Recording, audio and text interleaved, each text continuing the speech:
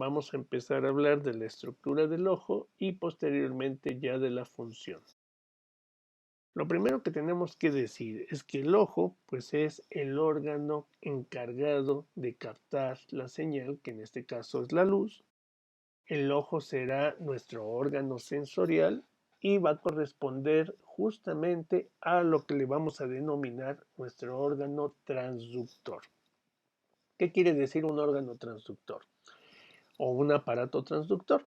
Quiere decir que es un dispositivo especializado en captar una señal de un tipo y transformarla, transducirla a otro tipo de señal.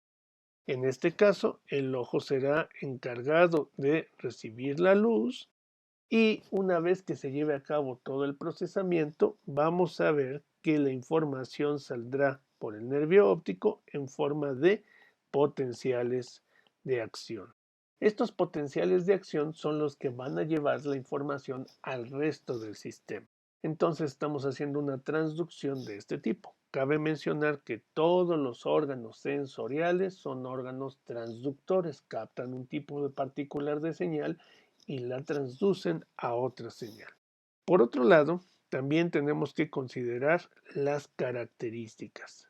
La primera característica del ojo se encuentra en su parte anterior, que va a ser la presencia de la córnea.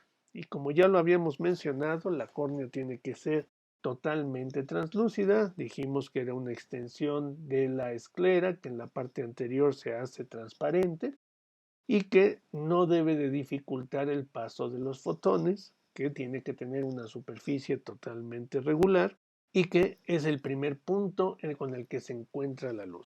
Entre la córnea y el cristalino vamos a encontrar un espacio que le vamos a denominar la cámara anterior. Este espacio o esta cámara anterior va a estar llena de líquido y el líquido que llena esta cavidad le vamos a denominar el humor acuoso.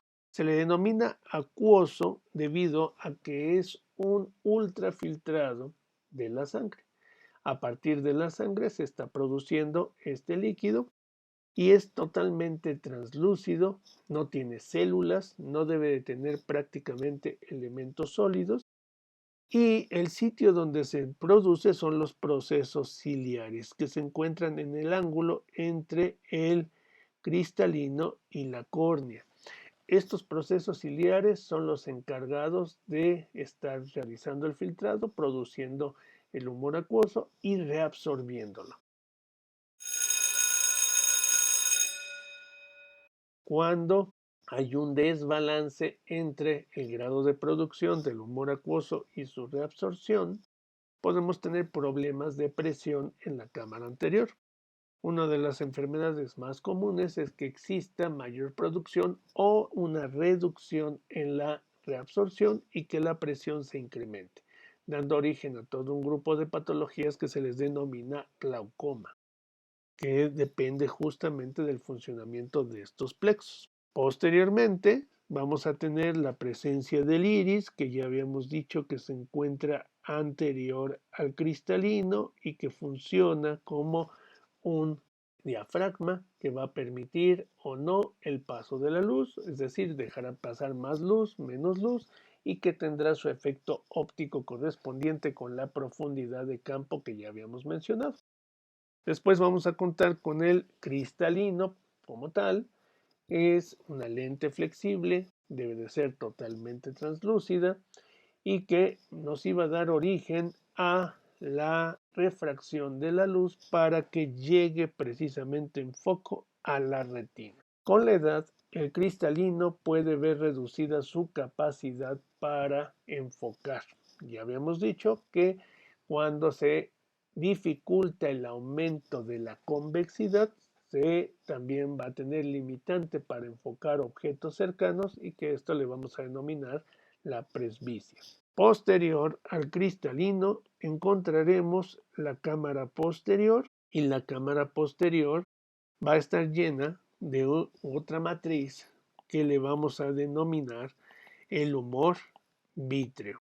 El humor vítreo, a diferencia del humor acuoso, no es un ultrafiltrado de la sangre. En la vida intrauterina se forma a partir de células que involucionan y dejan su matriz, permitiendo crear una matriz de tipo gelatinosa, que es la que le va a dar estructura al ojo. Cabe mencionar que tanto en la cámara anterior, en el humor acuoso, como en el humor vítreo, tenemos que tener la menor cantidad de elementos sólidos y debemos de evitar la presencia, por ejemplo, de sangre, entre otras cosas, porque va a dificultar el paso de la luz y puede ser que entonces el paciente pueda observar manchas o incluso zonas oscurecidas totalmente, ¿verdad? Entonces va a ser un problema cuando se presenta este tipo de circunstancias. Los diferentes componentes del ojo que tienen que atravesar los fotones, desde el aire, la córnea, el humor acuoso, el cristalino, el humor vítreo, van a provocar cierta refracción. Sin embargo, no nos estamos refiriendo a la capacidad de la lente, nos estamos refiriendo a la capacidad de refracción de cada uno de esos elementos. Por ejemplo, cuando nosotros vemos el poder de refracción del aire, está aproximadamente de 1.0003, es decir, prácticamente no existe. Después, en el caso de la córnea, vamos a observar que su refracción es de aproximadamente 1.376. El caso del humor acuoso, el humor acuoso va a tener una refracción de 1.336. El cristalino va a tener una refracción de 1.386 y el humor vítreo vamos a tener una refracción de 1.336.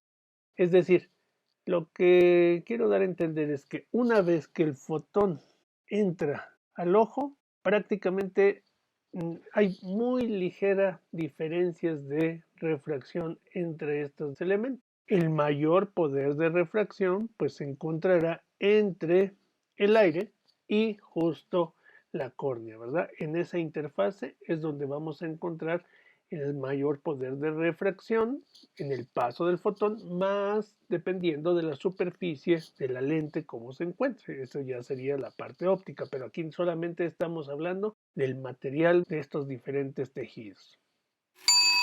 Por último, vamos a encontrar a la estructura más interna del ojo, la capa más interna del ojo, que corresponde a la retina. Y esta capa va a ser justamente el encargado de llevar a cabo la transducción de la señal luminosa. Entonces la retina va a ser un conjunto de células y neuronas que van a tener como principal especialización el llevar a cabo esta transducción, recibir al fotón, activar toda una serie de procesos y transformarla a una señal de tipo eléctrica, ¿verdad? Que serían los potenciales de acción. Entonces, a partir de aquí, entonces vamos a hablar de las características de la retina.